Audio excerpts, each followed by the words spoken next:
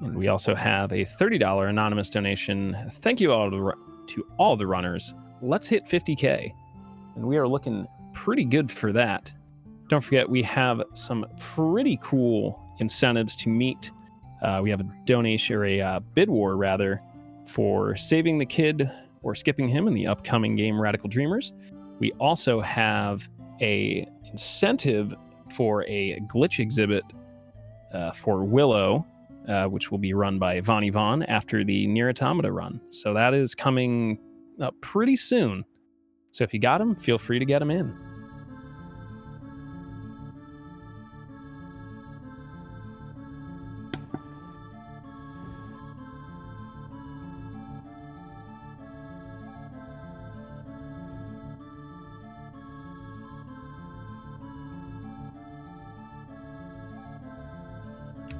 And don't forget, if you're going to shout us out on social media, don't forget to use the event hashtag QFGHH, along with NAMI's hashtag of hashtag not alone.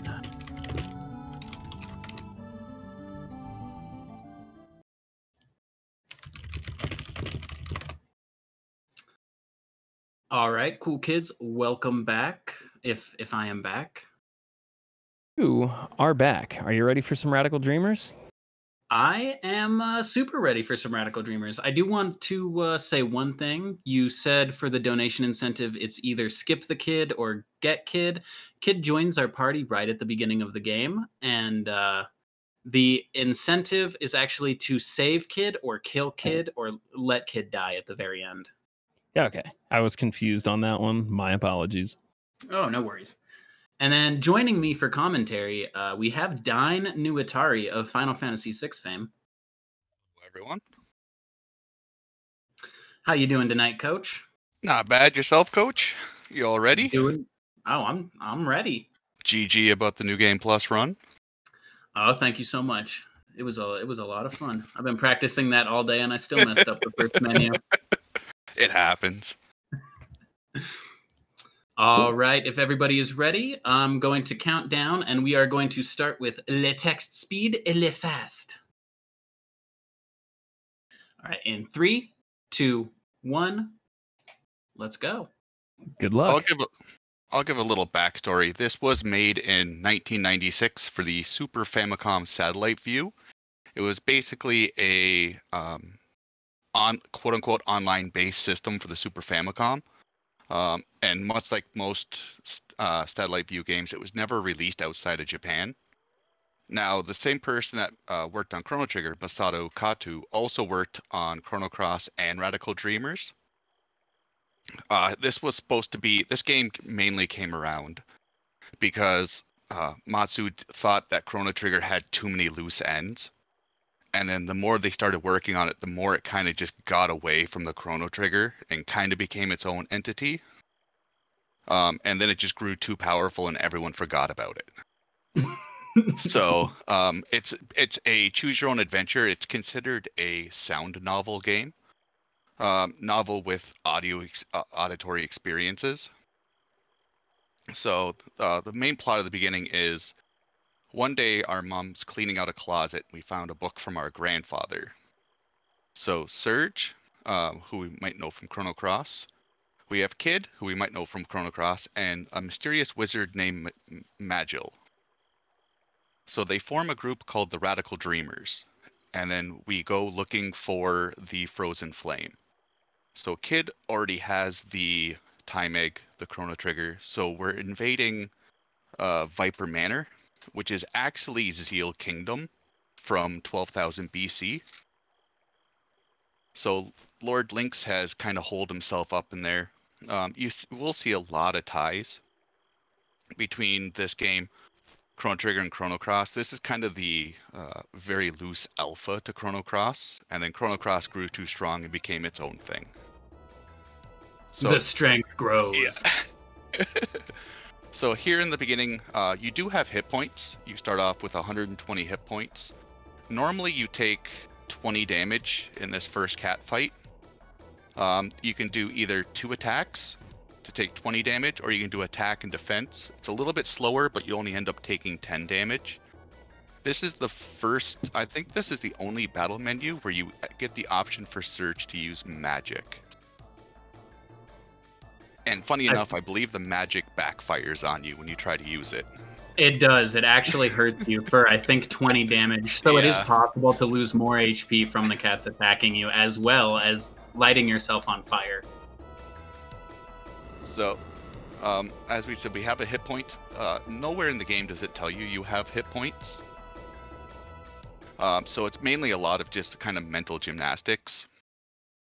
Thankfully, a lot of the enemies hit for nice round numbers. Either 10, 20. There are a couple that hit for 8, but most of the time you can round that up and you're okay. I like to keep the 8. It makes my math look funny. When I'm running this game, I do actually have a pen and paper next to me so that I can write down my health points. Just to make sure, because I have tried to do the mental gymnastics, and then I get to the very end of the game, and if you don't have above 40 HP, you just lose. Healing in this game is also very limited. So after this first intro segment, we can meet Vera in the clock tower, and she'll give us a full heal. Then there's a couple of other heals kind of sprinkled around. But then, so there's 2 full heals and 2 kind of like minor heals for about 20 hit points. And that's really all you have in like this first playthrough. So a lot of the times, we will run into random encounters as well. This isn't just mash as fast as you can and pick the right option. Some of the enemies are laughably easy. Skeletons, leeches, poltergeists. The most fearsome enemy we'll fight in this one playthrough, in this first lap, is the griffins. They always tend to freak us out during like races because they start off with a giant scream. I'm really hoping not to hear that scream at all tonight. It's going to make me scream myself, so I don't want to hear the griffins. I will also be doing a lot of safety saving, just so that if we do get into any encounters, I will be able to reset and load the save. A lot of the time, if you've only gone 2-3 rooms, it's faster to just reset and go back through those rooms instead of taking the fights. The goblin fights can cost you from 2.5 to 3 minutes. The griffin can last anywhere from 1.5 to 2.5. So sometimes it's just faster to not have to deal with them at all. So it was only very recently in the community we've had a ROM that actually saves. So Elgrand, Jerry, and Red Slash, who Poexel was talking about in his Chrono Trigger run, were the 2 people that started running Radical Dreamers about 1.5 years, 2 years ago. And their version of the translation patch didn't allow you to save because it thought your SNES was an actual satellite view. So when we started picking it up, we were thankful enough to find one that has a save option, which made our races and especially marathon appearances a lot more consistent. We now no longer rip and have to go back in a whole hour if we die at the very end of the game. So it makes it a lot easier to actually submit so that people can watch the game for the first time in case they haven't seen anything about Radical Dreamers. World record for this is a little north of 58 minutes. It's a very, very short game. A lot of the time variance does come from random encounters. As Riggs was saying, some encounters will take 20 or 30 seconds. The skeletons, a lot of the times, are just as easy as they throw their head at you and you throw their head on the ground and the battle's over. To griffins and goblins. The goblins, you can get anywhere between 4 or 6 in an encounter pack. And you fight one of them individually every time. So we call them like input battles. So if you have 4 goblins, it's usually a 4 input battle. If you have 5 goblins, it's a 5 input. And every goblin on top of it just add more time to that battle. And so we're actually finding our first encounter right now. We did find a pack of goblins. So the amount is 5 in all. So hopefully we can get through this in about 2 minutes. So to just do it to the visual novel, we have It's basically attack, defend, or dodge. Are pretty much the three options. They're labeled a little different, but in the end, it usually goes to the same thing. So in these fights, a hit is 10. If we get hit square in the back, it's considered a critical hit, and it's 20 damage.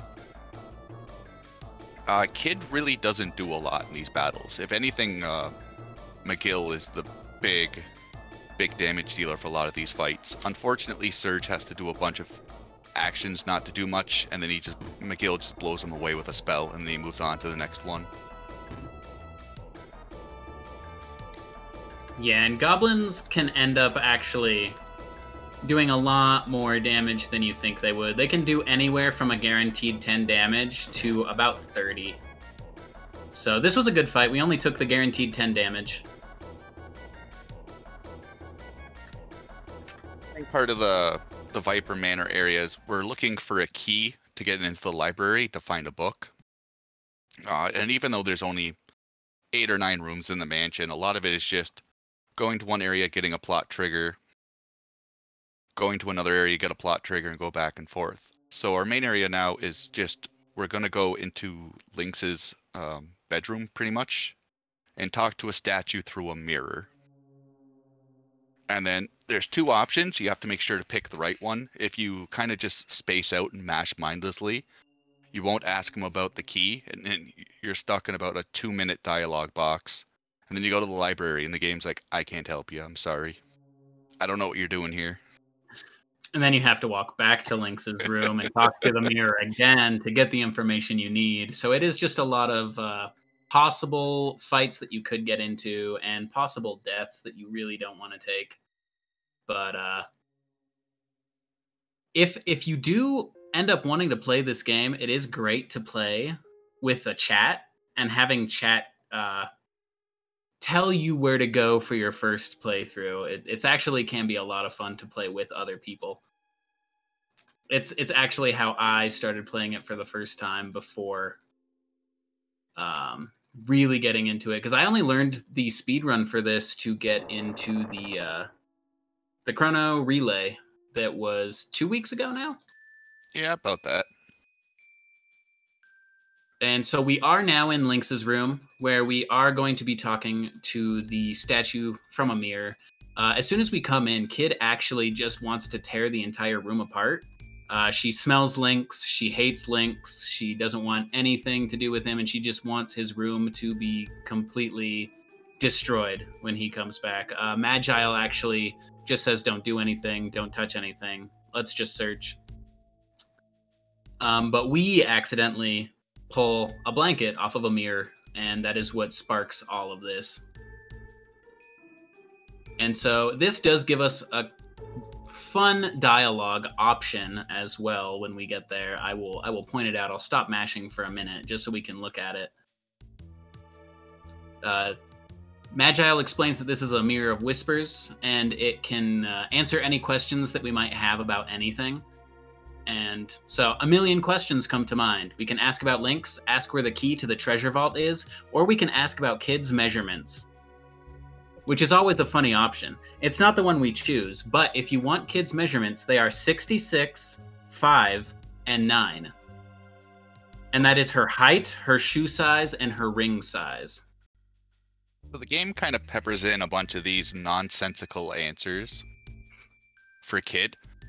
And a lot of the points is Kid will actually, in some instances, hit you for damage. A lot of damage. Which there's nothing better than dying in a book due to friendly fire.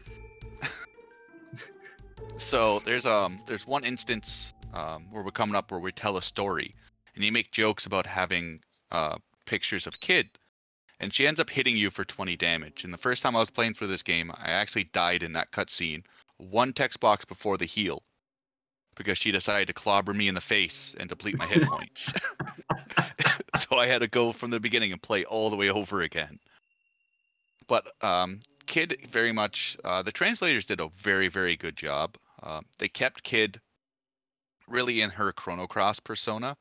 They did make her a little more feminine at times,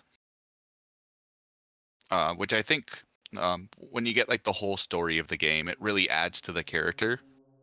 Like the speed run, you really don't get a lot of it because we're just mashing through to get through as fast as possible. But the Mirror of Knowledge has a very large extra cutscene that gives a lot of story. There's a bunch of rooms we don't visit that will give you extra story to the game. So just from playing through and getting lost, the game does very good at pacing how you learn about it.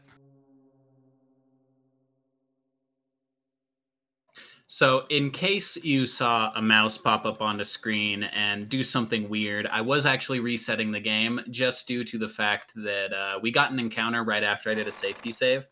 It would have been a 2.5-minute fight. It was more goblins. So I just opted to reset and not take the 2.5-minute encounter. Just because it's much faster to take the 10 seconds to reset instead of 2.5 minutes and take more damage. Do you have any donations or anything you guys want to spew out? We Now's do. a good time. I was just going to ask. So I heard your voice pop up, and I was like, he wants something. Yeah, we got two for you. Your boy Brooksley is back again with a $50 donation. Accidentally donated to the New Game Plus instead of Radical Dreamers. Oops. Oh well. Now I get to donate again. Good luck on the run, Riggs. Let's go. See you soon, duder. And yo, thanks so much, Brooksley. Donathan. No comment, but $100. Thank you very, very much. And a quick reminder that it is okay to not be okay. And we are raising money to benefit NAMI.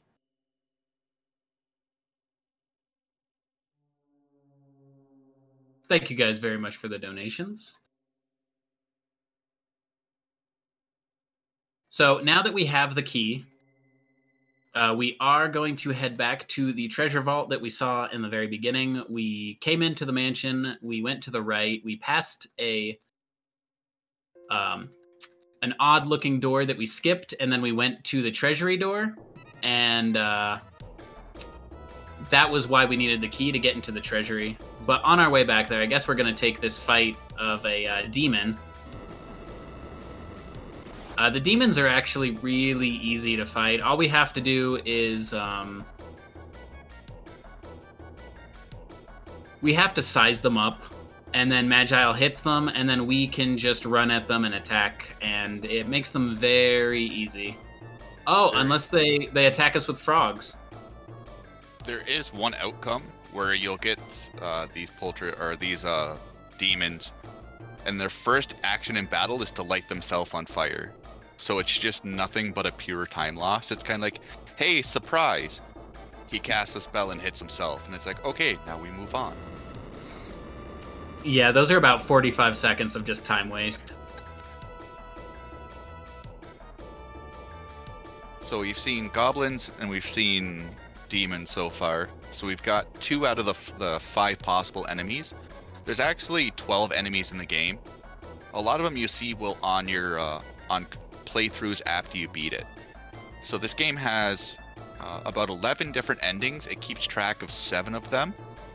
So once you beat the game once, much like Chrono Trigger and Chrono Cross, you play through it again to get different endings. Some endings, there's 3 different outcomes. Like one ending is kid falls asleep outside the manor, kid falls asleep inside the manor, or kid doesn't fall asleep. And each one of those, or one of those 3 outcomes count as an ending. Some of the endings are just strange and hilarious. There's one, it's called the Enigmatic Gigaweapon Paradise X, where Kid transforms into a Cyclops and Surge transforms into a Gladiator, and they fight in a Coliseum against each other. I don't know how, but it's a thing. There's also the Shadow Realm, where McGill ends up summoning the Goddess of Death. So McGill ends up fighting the Goddess of Death and trying to return her back to the Shadow Realm. Briggs and I no one in the community have really checked out the alternate endings. We kind of get to the end of this and we've had enough. There's only so much mashing you can take in a day. But we have been talking about trying to route 100%. Just try to see the old endings just to see a bunch like new enemies.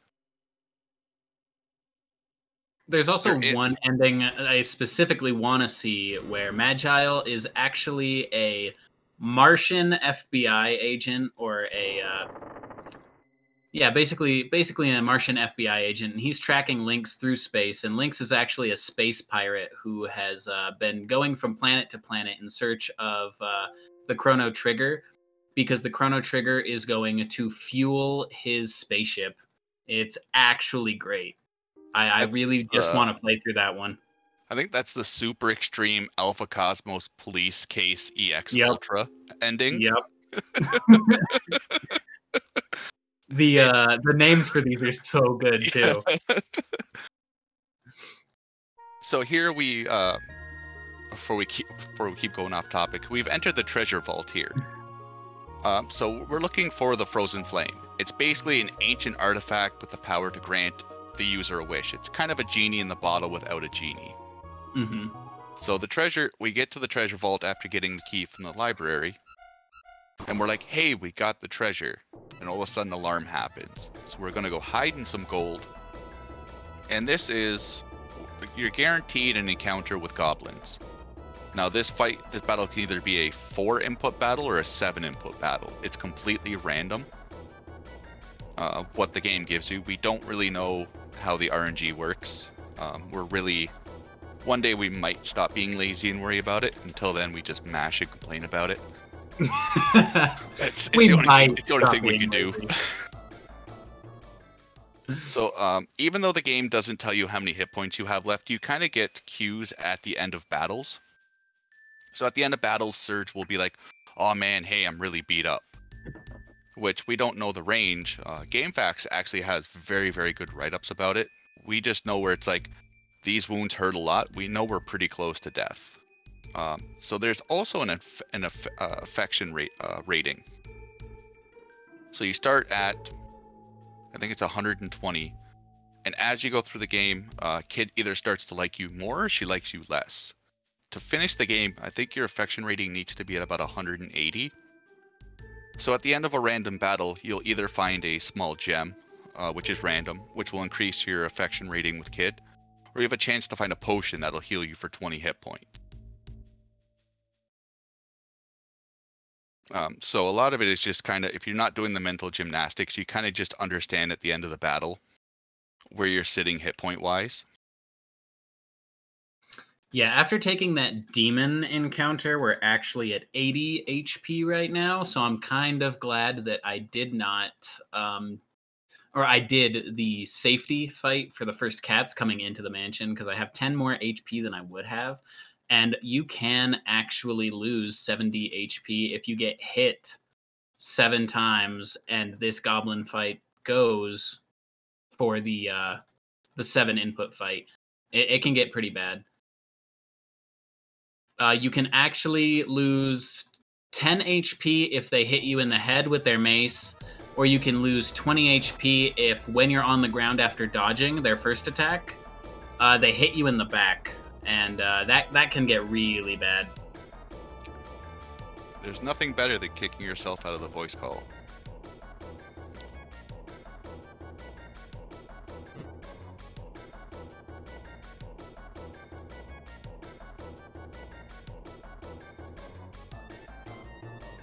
Kicking yourself out of the voice call? Alright, now I can hear you. Oh, welcome back. Thanks. I thought my mouse cursor was somewhere else.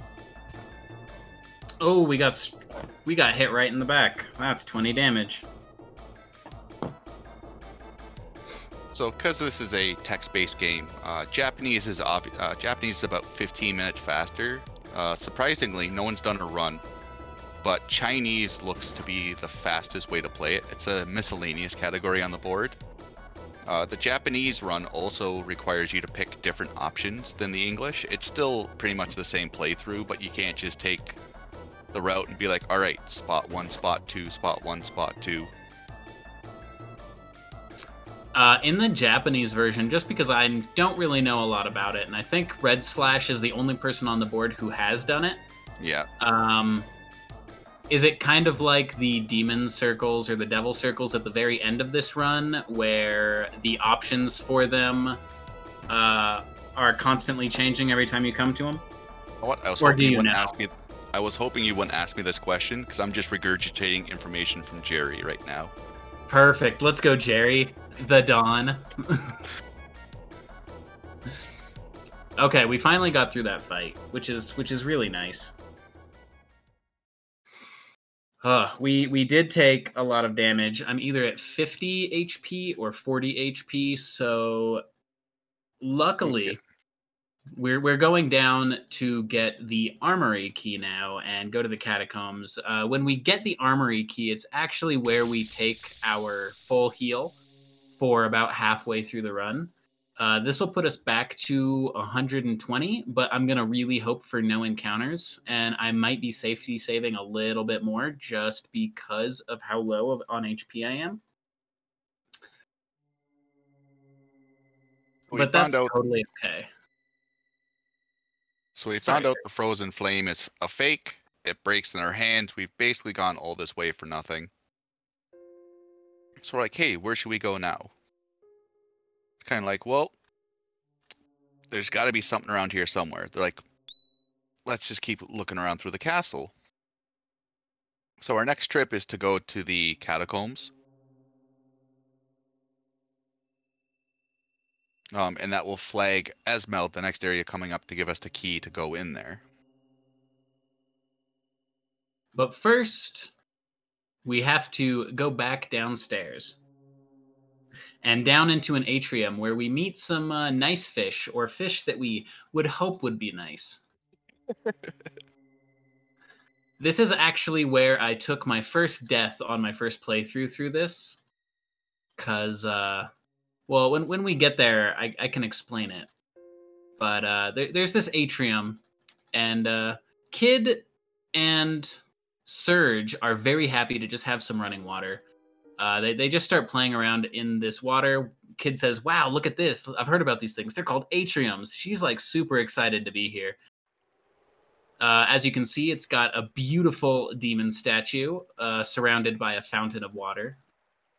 So Kid and Surge hang out, and they're just playing in the water until Kid realizes that the fish are actually piranhas. And so they start snapping, and they're jumping out of the pond. Surge starts kicking them back into it, just because what are you going to do when a piranha's trying to attack you outside of water? You're just going to kick it. But red liquid starts erupting from the demon and starts filling the room. So the water level is getting higher and higher, and the piranhas are now able to get out of the pond, and they're just going to be nipping at our feet. So what we can do here is we can either make a run for the far exit or head back to the staircase. We are going to head back to the staircase. We're going to take 8 damage here, which is a guaranteed 8 damage. But if you try and make it across the room, the fish or the piranhas will just keep attacking you. And I actually sat in that room thinking, oh, eventually I'm going to be able to get to the other end. But no, I actually lost 120 HP in that room alone to piranhas, which took forever. It was awful. And I didn't know about saving at that point, so I just kind of had to take that loss and do everything I had already done again. But coming out of the atrium, Surge, as he's tending to his foot wounds, notices a large stone statue placed against the wall. Something we didn't talk about when we were in the treasury is that Kid rummaged through the goblins' artifacts after they were dead, and she picked up a large plate that was shaped like a hand. Now, this statue that we are in front of now has a mouth, and if you stick your hand into the mouth, it's called the mouth of truth. If you put your hand inside and you tell a lie, it will bite down and not release you until you tell it the truth.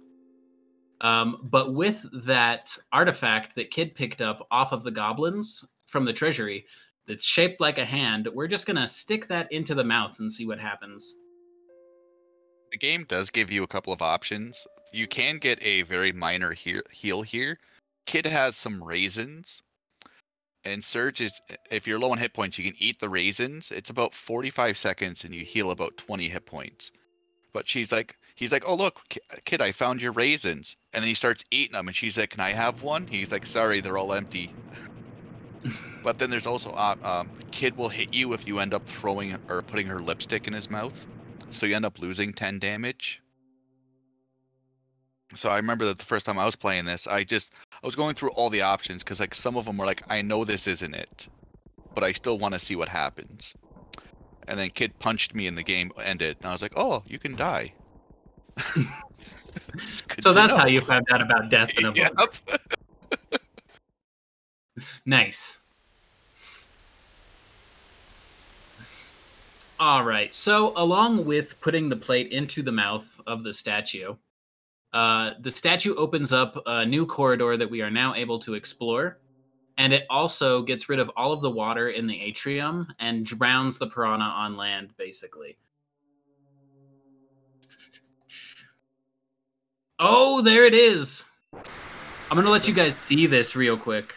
I'm gonna let you guys look at the griffin and those mad red eyes. I'm not gonna take this encounter because I just did a safety save, and I could legitimately die here. But this is the griffin. This is what we fear most when we're running this game. It is not fun to fight against. You have a chance of losing up to 80 HP. I only have 40 or 50, so I'm definitely not taking that encounter. I'm really happy it happened after I safety saved going through that door. It's also one of those fights you really have to pay attention to the battle text, because an option is to jump backwards. But sometimes you start in the battle with your back against the wall. So you're like, hey, I'll jump backwards. And it's like your back's against the wall. The griffin jumps on you and pounces on you. You take damage. It's kind of like, can't dodge, can't jump. There'll also be a couple of times where Surge goes to attack them and you'll miss completely and you'll end up just taking extra damage from them kicking you with their hind legs. Oh man, goblins. Mr. Goblin. I'm gonna try and take this encounter. Just because we're about to meet Esmeld anyway, and that's where we get a heal. So the big thing about this is we came through the corridor and we went to the left, and that takes us to the catacombs, and Kid and Surge immediately feel like something is off. Kid specifically says she can smell death behind the door, and so we back away. If we do not come to the catacomb door and go through all of that, then you actually cannot get into the armory where we are headed now, and it will tell you to go back and search for something. But if you don't remember that you didn't go to the catacombs first, then you're kind of just like running around through the castle, wondering if you missed something. But it's legitimately just you didn't go to this one door. Oh, wow. I've just taken 30 HP of damage.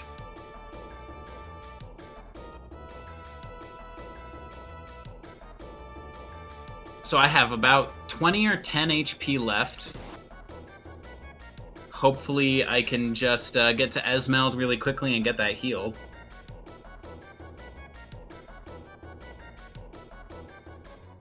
Ouch, my body is screaming at me from all the cuts and bruises, and I'm a mess upstairs too. I don't know how much more of this I can handle. I really need to watch myself from here on out.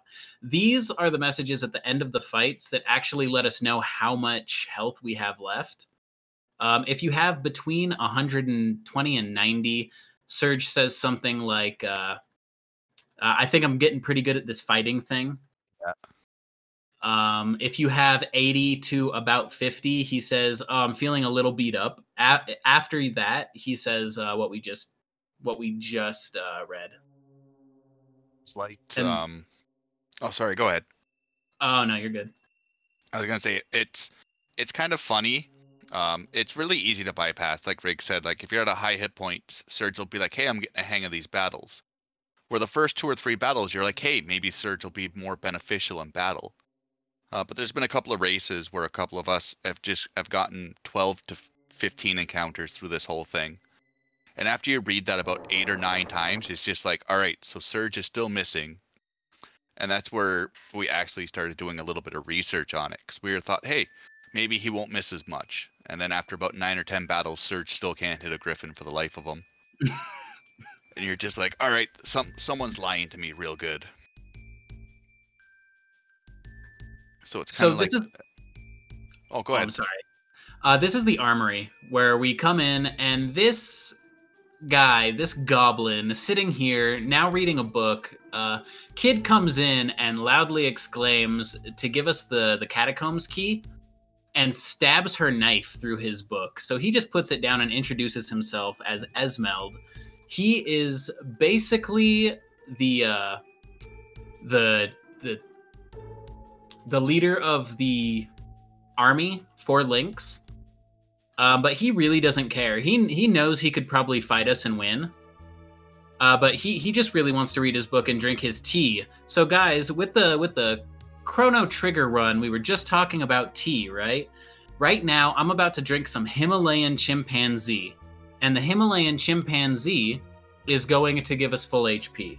So if I had a favorite tea, it would probably be Himalayan chimpanzee. Just wanted to bring it back to Chrono Trigger. So he asks if we can give him something for the catacombs key. And he says, something I want, your life, perhaps. But he's not talking about actually killing us. He legitimately just wants a story. So as an adventurer, all he wants is for us to give him a unique story that he hasn't heard before. So we're going to tell him a cool story about a small girl walking through a dark, dreary forest and picking up a beetle. And what she does to that beetle is she takes it home and she paints it head to toe in shiny gold paint. The next day, she takes that shiny gold beetle and she sells it at market, telling people that it is a rare, lucky beetle, and she sells it for a lot of money. So Kid gets super surprised, and she says, "Yeah, Surge," and I'll bet the girl's name was Kid, wasn't it? Surge gets chills down his spine because this is a story that actually happened to Kid in her past, and she just starts strangling Surge. It doesn't do any damage to us. It's just, you know, she's wondering how he knew that about her past. And then Esmeld eventually just gives us the key to the catacombs and tells us to get out of his sight. So now we have to backtrack through the castle to get back to the catacombs. If we have any donations, this would be a perfect time. I got 2 for you. Oh, we beautiful. got $15 from Ravenin, who's putting it towards the Final Fantasy VI 80% glitchless upgrade run to all characters and espers incentive. That's for Good you, choice. Dylan. Yeah, that's a great choice there. And we have another $15 from Lizardman175. No comment. And it looks like they put theirs towards the same incentive. Don't forget, we have a bunch of other incentives coming up. We have the Save Kid or Don't Save Kid option for this run. And we also have the incentive for the debug exhibition in Willow, which isn't quite met yet. So might want to get on that one real quick. So we have Speedrun has taught me it's always debug expositions are always worth it. Every time. I love watching debug stuff. So we did just get the key to the catacomb, and inside of it we find this old man, completely alone, nobody else in any other jail cell. He's just kind of muttering to himself about the Acacia Knights. I hope I'm pronouncing that correctly for any Chrono Cross runners. The Acacia Knights, and how he may have, gotten them killed. And he's feeling very unhappy with himself and kind of stuck in his own head. He won't talk to us at all. He just kind of mumbles to himself. And as we can't get through, we just decide to leave. But Magile tells us that maybe there's something there. Maybe because he's with the Acacian Knights, or the Acacian Dragoons, I apologize, that we could come back here if we can find something to snap him out of his weird Zen-like depression. As we mentioned, this. Sorry, go ahead. No, after you, sir. Oh, this is obviously the General Viper's manor. So Viper was the ruler of the Western lands, along with what everyone knows from Chrono Cross is Riddell. The Acacia Knights that Riggs were mentioning were his personal guards. And then one day, Lynx popped in out of nowhere and ends up befriending Viper and then moves into the mansion. And this is where Viper, or Lynx, starts double-crossing Viper and all the Dragoons. So the old man in the cell, he does look an awful resemblance to Radius, the leader of the Arcadia Dragoons from Chrono Cross. And he's just kind of sat in that in the cage for so long where he's just kind of lost touch with everything. So that's why he's kind of like, he just sits there and mumbles. He's in his own little world right now because everything he knew has kind of just been turned upside down. So everyone's like, hey, we should try to help this old guy. And then he mumbles, we're like, all right, we'll be back. Bye. We don't come back. Just leave him there. Yeah. So we're just basically doing a little more exploring through it. So we're still looking for the Frozen Flame, but we're also going to come across a weapon, once again from Chrono Cross, the Endlancer, which is basically the holy sword to the demonic Masamune that was forged by Melchior. So, and this will kind of help, just help push the plot along a little bit. But first, we get to see Princess Peach. So, Princess Peach. What a peach. This is Lynx's adopted daughter. He was trying to just basically use her to keep control over the land. Riddell looks like nothing like she does in Chrono Cross. She really does look like Princess Peach. I don't know why, but it throws you off guard for the first time. Yeah, as soon as we get to the close-up here in a second. Interesting. And basically, go for it. If you come here beforehand, you can actually see your characters walking around her bedroom, checking out different points. It's a very, very small fact, but it's nice the first time where you're like, it smells like roses, and then it's like, go check out her wardrobe, and it's kind of like, no, that's not. But you get to see everyone moving around the room as they were casing the whole thing. I like if you come here and it's a different point of this and you don't get to see Rydell. It seems like she's kind of hanging outside her window. You get to see the drapes blowing in the wind, like somebody just threw open the window to jump out onto the balcony or something. It's another one of those little things that it's kind of nice to just go through the game and explore everything about it that's not in the speedrun. And again, she does look like Princess Peach from Super Mario RPG.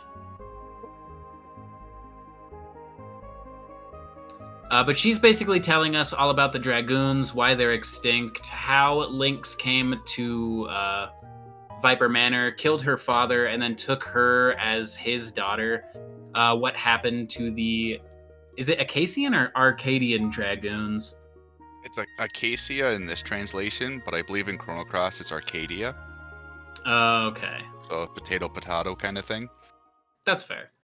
And she basically tells us all about the Einlanzer that we need to continue. So now we have to go back up to the treasury, but to the door before the treasury. That's going to be the storeroom. If you come here before this point in the game, actually, you'll get a full heal from a lady from Palm, whose name always eludes me as soon as I try and think of it. But it's a 6-minute cutscene about. And so we never enter into the room unless it is for this specific point in the game. We come to an old dusty door on the right, and Kid listens quietly against the door. Telling us nobody's there, we know it's safe to enter, and we just come into a storeroom. The Iceburner says it's still Acacia. Right. So the old girl that's in the clock house, her name is Vera, She's a spy from the southern region of the Pore that infiltrated the Acacia Dragoons long ago, but then she was just driven to hide in the mansion's clock tower when Lynx began his coup. It's kind of like she was just staying there rent-free without him knowing about it. So for some reason, after you queue the Unlizer to spawn, she goes somewhere else in the castle. I really don't know if you can interact with her until like very near the end of it. Real quick, I just want to point this out. Come on, you don't expect a fair maiden like me to carry this bulky thing all over the place, do you? And if you answer fair maiden, Kid will slap you. And I think you take about 30 damage from that, just because of her size 9 rings. After we come out of here, we now have the Einlanzer. We're gonna take it up to the torture chamber, which is actually only 2 rooms away. We're gonna bypass the treasury again because we've already been there. We don't really need to go there, but we need to go up these stairs. There's only 1 room at the top of these stairs. They just go up forever, and we come to a single drab door. And it doesn't feel right to Kid. She says she hears voices on the inside, but there's nobody in there. So we're going to take the Einlanzer in here, and we're just going to go inside and see if we can find anything. How does the death message differ if it's friendly fire? There is... Basically, if you game over, it just shows an open book on the table. And that's really about it. How you die, it doesn't matter. It's just the fact that you die. So if you die from Kid or an encounter or the demon circle, it doesn't matter. It still kind of goes to the same exit, the same ending, which still kind of sucks. It would have been neat if they would have just had that little bit of extra ending for a friendly fire. Right. It would have been great if you got like a close up of Kid's face and it's just her like slapping, and then it like spirals away, and then it goes into the open book. Well, that's kind just of just something fun like that. Because there's only one point you really see the party members, or there's the 2 points, the one in the forest in the beginning and then one near the end. But besides that, you really don't get to see anyone's face or like really anyone's features because you're kind of like going through the eyes of. So it would have been nice to have a little bit more interaction with the party. This game was created in, I think they had 3 months. So for a game that had 3 months in development, it still holds up pretty well. It's not a buggy mess. Like none of us have experienced crashes or soft locks or anything like that. We've all been able to finish runs with enough saves. So it's got that going for it. And the translation team really tried their best to keep it at the core without changing the lore for any reason whatsoever. Mm-hmm. Yeah, there was a funny dialogue box when we were stopping that trap. If you saw, I kind of stopped on it. You can thrust the sword into the roof, the floor, or into Kid. Again, that's just another fun option to have Kid possibly kill you. The game sets you up for quite a few friendly fire deaths. Like if you're one of those people that are like, I want to see what this does. And especially for your first couple of tries, because like I never knew there was a hit point mechanic until Jerry told me about it. And I was like, that makes sense because you don't see anything about it. So you're like, all right, maybe it's just, for dramatic flair. Mm-hmm. But you try all of these different options, and Kid just keeps hitting you, and it's just like, what's happening? I keep going to this book on a table. What is this? All right, so in that torture chamber room, as the ceiling was coming down, after we stopped the trap, we actually went and found some words that were kind of written on the wall, but they had been faded with time. Magile ends up reading them, and then we find a stone that we can pull out of the wall. And behind it, we actually get an Acacian Dragoon ring. So that... Oh no, where am I? Going through my notes and losing my spot. We take that ring back to the old guy in the catacombs. Because we're hoping that is what is going to snap him out of his his zen-like depression, as I put it before. We can only hope. We can only hope. No matter how many... Go ahead. I was just reading text. They also make a couple of distinctions to a lot of the different dragoons. I think, is it like Zorkin, Merkel? Did you get an encounter before you walked in the door? I did. I've never had that happen before. Okay, cool.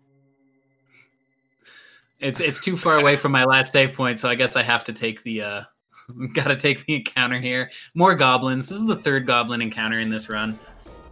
I like how like a lot of these battle texts are traps, where it's like run away from the encounter, and you're like, "Hey kid, let's leave," and she's like, "We can take them. Don't worry about it." It's kind of like, no, let's run away to fight another day.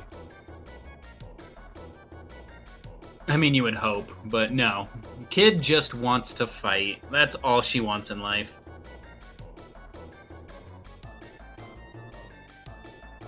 So I'm just hoping... We are at full HP now due to the heal from the Himalayan Chimpanzee Tea. And I haven't gotten any more hits taken off me yet. We still haven't taken any damage in this fight either, so... We're actually looking pretty good for the very end of the game. I don't think we're gonna have to worry about going for a safety heal.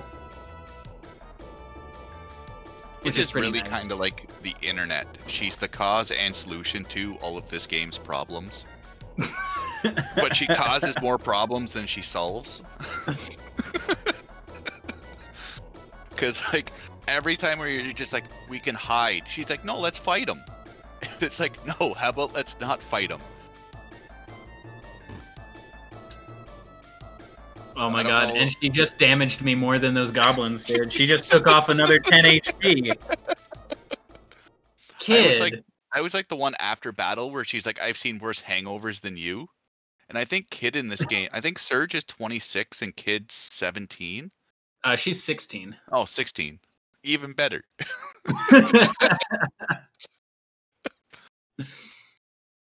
So, McGill in this, so Surge is a wandering musician. Kid still retains pretty much her same lore from Chrono Cross. She's Baby Shala, spoilers for a 20-year-old game. She's Baby Shala that got grown up. And then McGill, we don't know if it's Magus or Guile. I remember Railcoon talking during the Chrono Relay Riggs was mentioning we had a couple of weeks ago. And originally Magus was supposed to be Guile in Chrono Cross, but due to development and just the way how the game kind of spiraled away from Chrono Trigger, that they ended up just giving him a completely different character. So this isn't in the same universe as Chrono Cross. It's kind of like a very loose interpretation in an alternate dimension. So like it's not like this game directly ties into it, because I believe Surge is a lot younger in Chrono Cross than what he is in Radical Dreamers. I want to say yes. I think in Chrono Cross he's about the same age as Kid, or just like a couple years older versus the large age gap. I actually need to play Chrono Cross again. Casually, of course. So coming back here, after we've gone to the torture chamber, back to story, we come back to the old man, and we show him the ring, and he basically comes out of his stupor for a few moments, and he tells us all about how he got the Cassian Dragoons killed, how he's a traitor, and then he goes back into his stupor, and then Kid mentions the frozen flame, and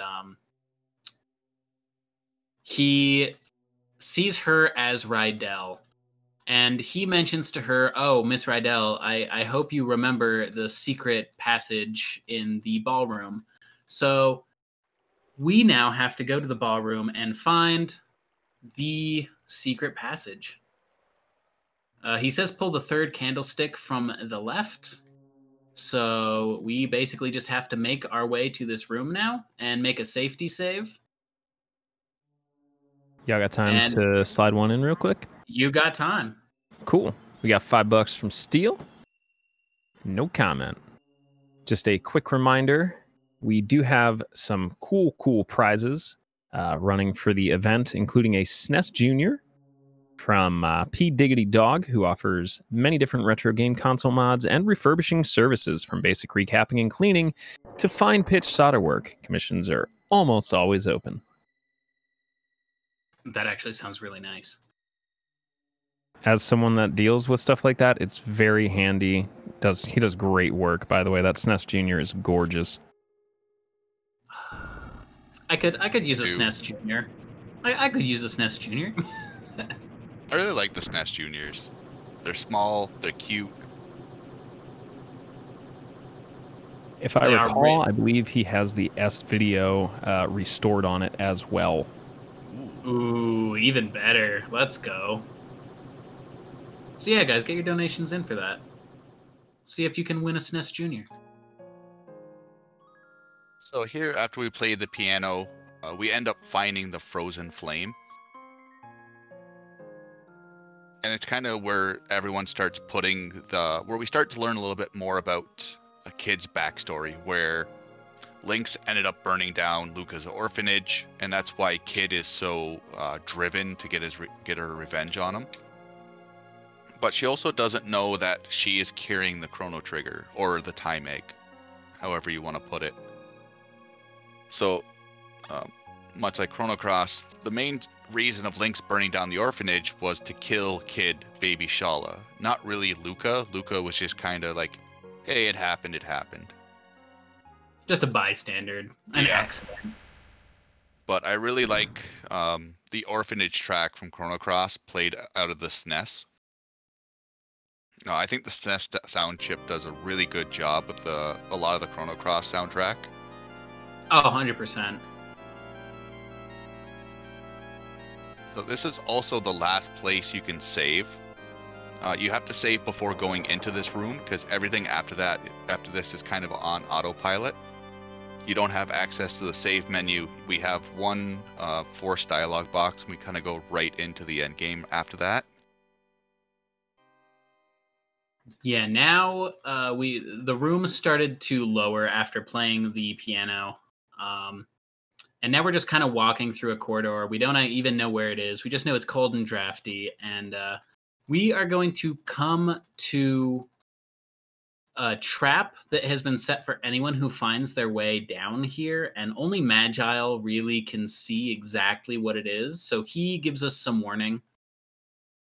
I should also mention that as soon as we finish up with these circles, that will be the time when we need to know if we are saving or not saving Kid.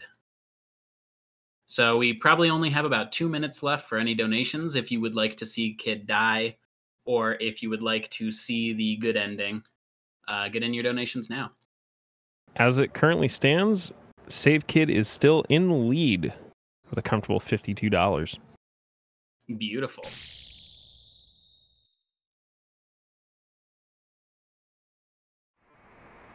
So these are the demon circles.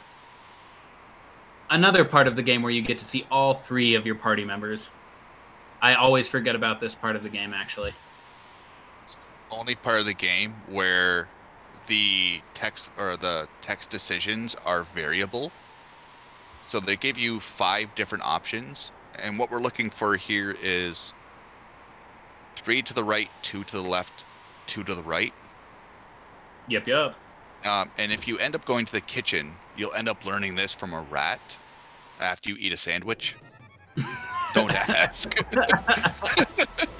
But we didn't know it was variable. Sometimes we just do it and you take damage. So if we pick 3 to the right, 2 to the left, 2 to the right, we'll realign the demon circle without taking damage. I think if you pick wrong option, it's 30 or 40 damage you take. I want to say 30. Because I've had 40 coming in here, just to test if you can survive the very end with only 40 HP, and then these ended up killing me. Really? Yeah. Because I was just mashing. I wasn't paying attention. It's what I get. It's what I get.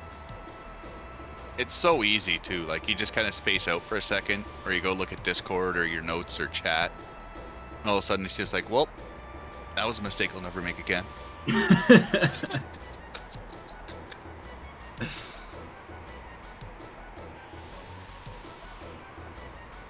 But I do think if they had something more like that, it adds a little more to the game, because like seeing all three characters, just seeing them instead of being behind like their point of view is really nice.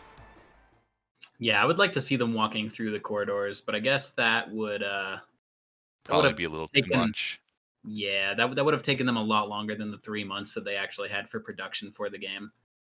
So this was supposed to be originally released with the PlayStation version of Chrono Trigger, but Matsudo said no because he was very unhappy with how the game came out, and he didn't want to really have it released, so it got released onto the internet. And that's where obviously the fan translators ended up picking it up. So we had a chance to have it, but it was just depending on like what articles you read. Some will say this is part of the Chrono series, some will say this is disowned from the Chrono series, but then Chrono Cross still heavily favors it. So the lines kind of get murky, and it feels like a very personal decision of like the writer of the article. I just want to make sure no donations came in for Killing Kid, because this is where I need to make sure I make the right options. Hitting the F5 button now, but I do not think so. It looks like we are saving Kid. Awesome. Thank you for your donations for that incentive. That is officially Thank you, everybody. closed. Thank you, everyone that donated for this. Here's our first look at Lynx. Or Dine, what do you call this man? He looks like Jafar from the Aladdin Disney movies. Like, you just give him a parrot named Iago and you're set. Look at this man's mustache. Iago! What do you want from me, Jafar? So we see the frozen flame off there in the distance in between us and Lynx. So when you have the frozen flame, and when you combine it with the time egg / chrono trigger, you basically get control over time itself. And that's what Lynx wants to do, to basically take over the world. So, and that was one of the reasons why like Lynx went over and burned the village where Luca was at, to try to get the egg from Luca. She didn't know, or he didn't know, that she gave it to Kid. So here, if you don't choose any options, Lynx basically Jafar basically just kills your whole party, and you go to an ending.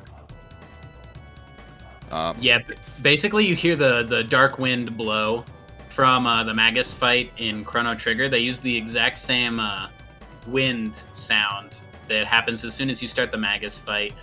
And then it basically says that the Chrono Trigger opens up a dark void, and it encompasses everything around you, and it just takes you to the credits.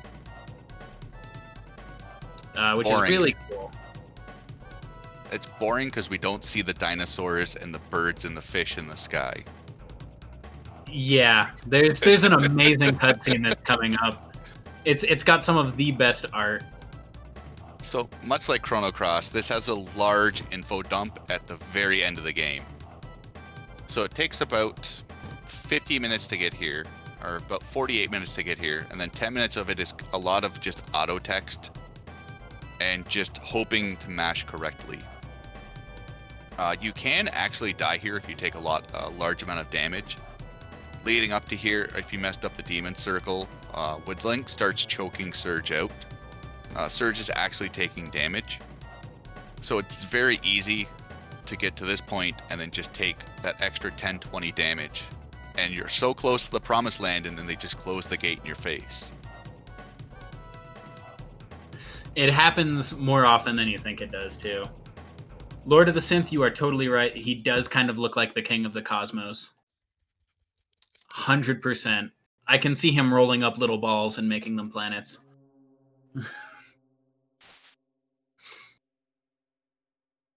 So here we have a great battle between Lynx and the Radical Dreamers.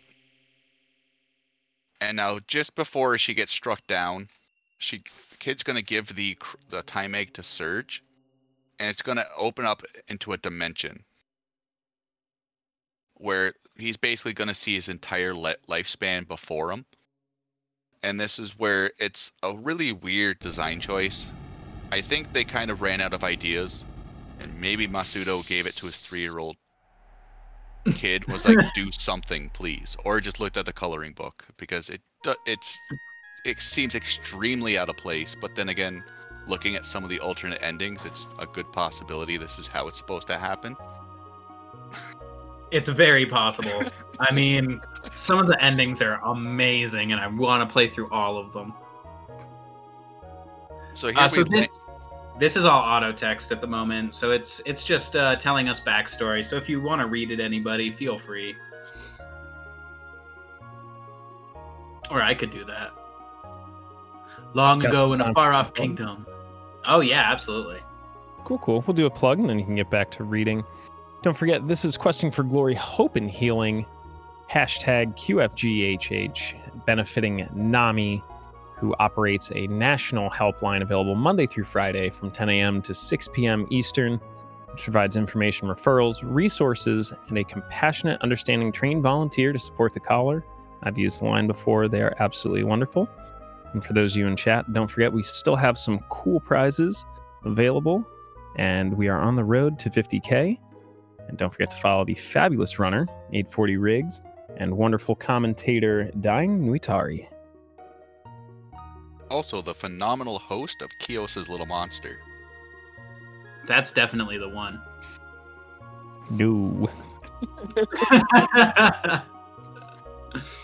And remember to come back tomorrow for Dine's run of Final Fantasy VI. Hey, we have an incentive for that too, and I'm going to plug them in a little bit when it's a little bit more time appropriate, but I do believe Plush Mayhem offered up 2 more plush prizes, specifically for the FF6 run. Oh, nice.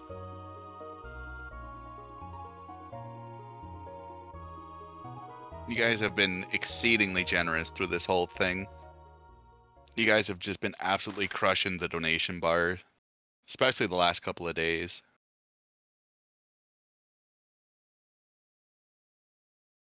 All right, we are about to come to some of the best art in the entire game. This background makes this game. It's worth just playing through the game for this one scene. Take me to the dinosaurs. Take me to the fish. Yes. So this is basically a realm where Surge and Kid can see all of time. Everybody who lives and die, they can see everybody's life happening all at one time. It's basically where Kid realizes that she herself was Shala in a past life. And she knows exactly what Lynx did, why Luca died, what the Chrono Trigger is, how the Frozen Flame is actually a piece of Lavos' shell. It all kind of comes out here. Storyline, the characters really figure out themselves. But really, it's just the art for me. And the music, of course. I got one more quick one for you. Sounds like Absolutely. a fan of yours. eRock412 coming in with $20 saying, Riggs really butters my biscuit. eRock, I love you. Just want you to know. Hello, YouTube. I love you, Dine. Don't feel left out. Oh, Shout I out love to you too, Lord Kios. Defense as well. All the love here. All the love.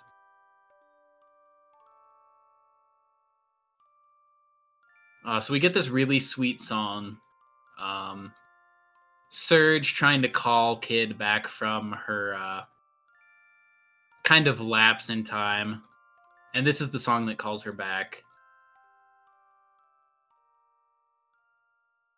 But instantaneously,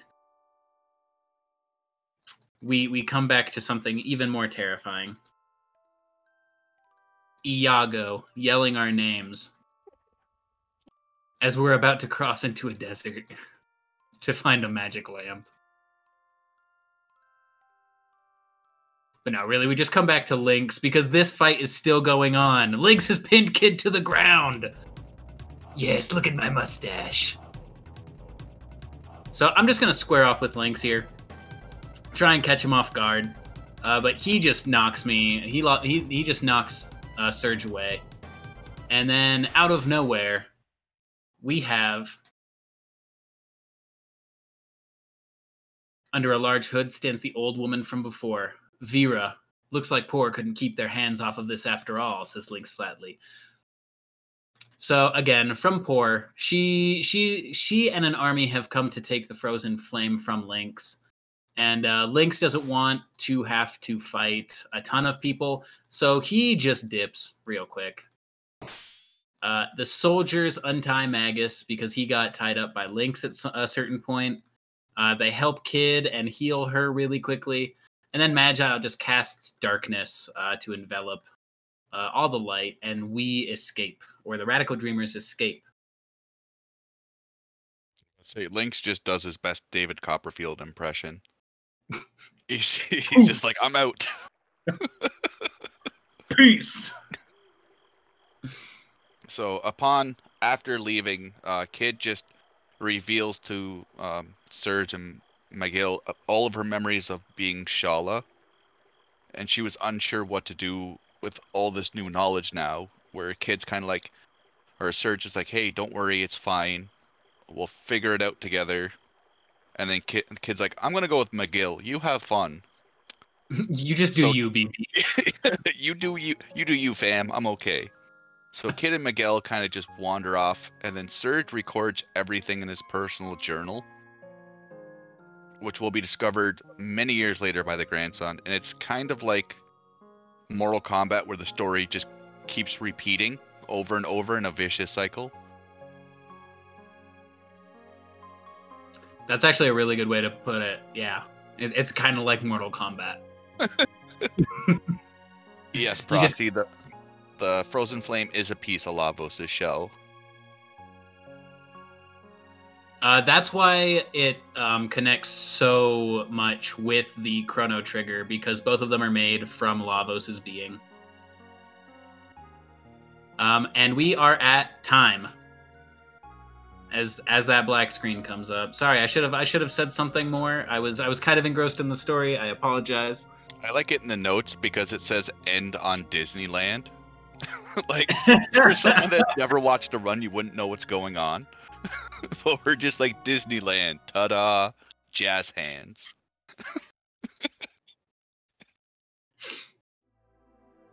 So yeah, if anybody's interested in playing Radical Dreamers, it's a really fun game. The first playthrough, you can figure everything out for yourself in about 3.5 hours.